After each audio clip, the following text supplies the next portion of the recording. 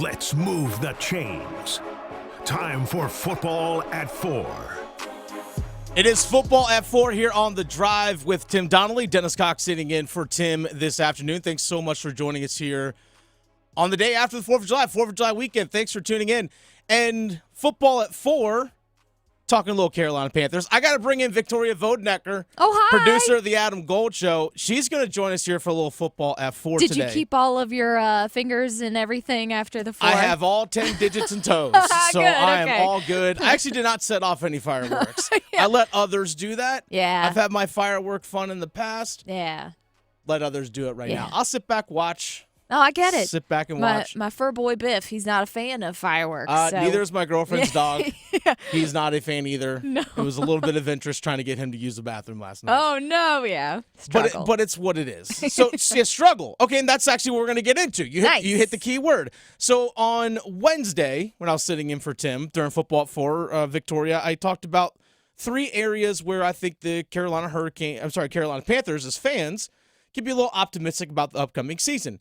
Revamped offense, obviously with Dave Canales coming in, a lot of new additions at personnel, clearly on paper, upgrades. And then the second one was, in terms of like the rush defense, Derek Brown with Ashawn Robinson, I think is going to be a stalwart. Oh, yeah. I think it's going to be very difficult for teams to run on. Yeah. And also just the new culture that Dave Canales and Dan Morgan are putting together. You have to be optimistic about not just the short term, but the long term of that, at least the idea of it, right? Mm-hmm. In terms of what we've been seeing. Yeah. So now I kind of thought about, all right, well, what about in relation to those 3 things, what are maybe some 3 areas of growing pains for the Carolina Panthers? There's a lot of growing this coming season. There's going to be several, and you know what? That's okay. Yeah. Because progress. You can't have progress without pain. And that's what we need is progress. We need some progress. So talk about that revamped offense, easy for me to say. With all those new moving parts, Victoria, it's going to take some time for this group to gel. Yeah. Because you have 2 new receivers in Deontay Johnson and Xavier Legette. Xavier Legette being a rookie himself. And also Jonathan Mingo's just a second-year player himself. The only one that's really established right now, at least with this team, is Adam Thielen. Tight end, Jatavian Sanders, brand new rookie. Jonathan Brooks, brand new rookie, still recovering from his ACL. Dave Canales, only his second year ever as a play caller. Right. Like, that's something we got to keep in mind, too. Yeah, he's been around the league for a long time. But, again, second year as a play caller and first year with Bryce Young in this system as well. And it's only his second year in the NFL, obviously, after the disaster that was last season. It's going to take time for things to click. Yeah, you got to build that continuity. There's none. Continuity, consistency, confidence, however you want to describe it. There's a lot of different things that it's going to take for this offense to really come together. Don't be shocked if there are early season struggles. Mm-hmm. And we'll get into that here in just a little bit. Now, the second thing where I talked about things to be optimistic about, Derek Brown's a stud. Yeah. Call it what it is. The guy got paid for a reason and deservedly so. Mm-hmm. I love the Ashawn Robinson signing on the interior with them because I think teams are going to struggle running. And Jadeveon Clowney is known for being effective against the run as well.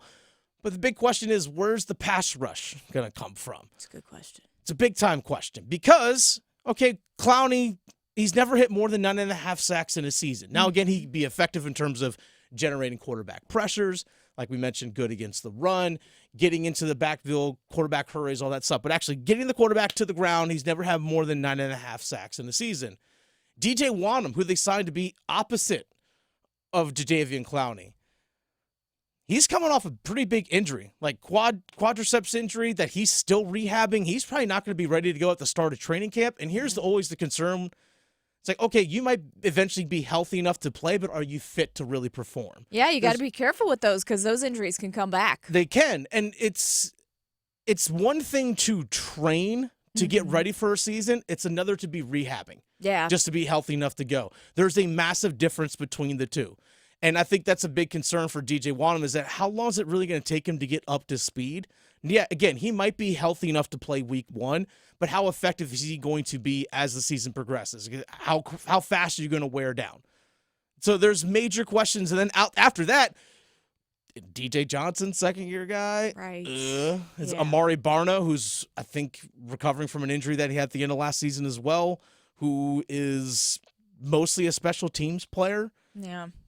It's a lot of question marks. Jason, who they signed this offseason, who has 5 sacks in 4 years. And granted, he was a former first-round pick, but 4 years in the NFL, he has 5 sacks. Mm-hmm. There isn't a whole lot there in terms of pass rush, and then on pass defense, once you get past J.C. Horn, things get pretty thin. I know they signed Dante Jackson.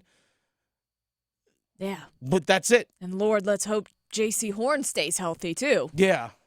Oof. I'm sorry, Dante Johnson, not Dante Jackson. My apologies on that. There's a lot of Dante. Hey, there was the whole Spider-Man meme thing is real with the Panthers. There's a whole lot of that. So there are questions on the back end outside of, again, J.C. Horn as well. Now, I think there's good thing with the entire defensive staff coming back because there's continuity. So, like, Xavier Woods can tell Jordan Fuller, hey, this is what we need to do. This is what we're looking for here. J.C. Horn has familiarity with the system, those kinds of things.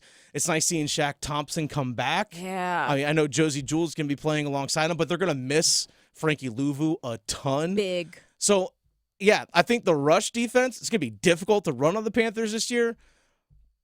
But where's that pass rush really going to be coming from is a major concern. And when I talked about earlier about the new culture for the Carolina Panthers under Dave Canales and with Dan Morgan, what they're trying to establish, Victoria, this is Dave Canales' first time as a head coach. It's on-the-job learning. It's not like, hey, for a rookie, we can limit his snaps in terms of like, all right, we're going to play 15 snaps, really control the situations that you're going to be in.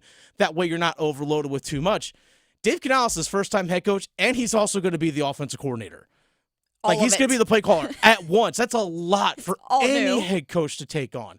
There are established coaches in the NFL who don't even do that. Harbaugh in Baltimore is not a coordinator. Tomlin in Pittsburgh, not a coordinator. Now, some guys are good at it. Andy Reid in Kansas City, obviously very good at it. But, again, those guys are few and far between. Yeah, and he's so new. He's like the film on the phone that you're peeling off. Like, you Exactly. wait.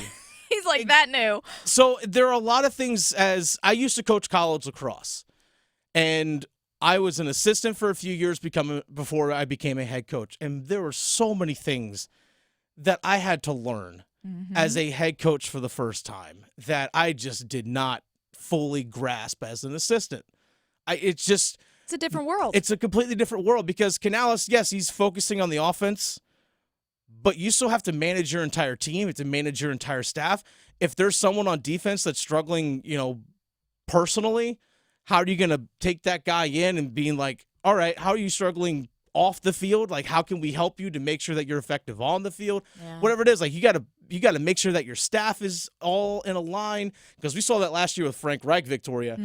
That was not the case, and we saw the disaster that it turned out to be. Hot mess. Hot steaming pile. Big hot steaming pile. As hot as it is outside. Yes. Ugh. Which is gross. It's real gross. But nonetheless, there are a lot of different things that Dave Canales is going to have to learn on the fly. We've seen the positive in the energy with him and press conferences and how he talks to guys on the field. What if the offense is struggling? We mentioned a moment ago, it's going to take some time for things to gel. What if the offense is struggling? You're 1-3. Yeah. How does that message fly with your team? How do you handle that with struggles? Because last year, your only time as an offensive coordinator and a play caller, your team made the playoffs. Yeah. Tampa Bay. You made the playoffs and you won a playoff game. So you've experienced success. I'm on record, Victoria, saying this team's probably a 5-6 win team, which is still progress. And it is. Which is still progress. And guess what? They might be in a lot of close games. They might lose some games 30-20, 30-28. Absolutely. Or 30-21, something along those lines. But still close in it, but not quite there because there's still a lot of roster holes on this team. Yeah.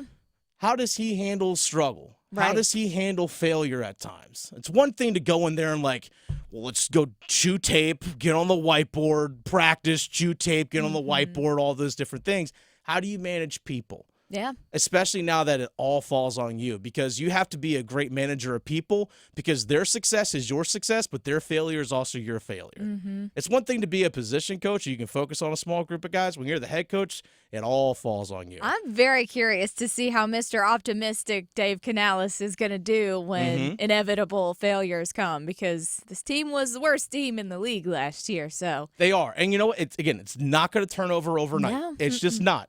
I mean, unless you're going to do it. I mean, unless you're going to win 10 games, then by all means, Hey, let's I'm here let's for go. it. Let's go, Dave Canales. Let's go. Yeah.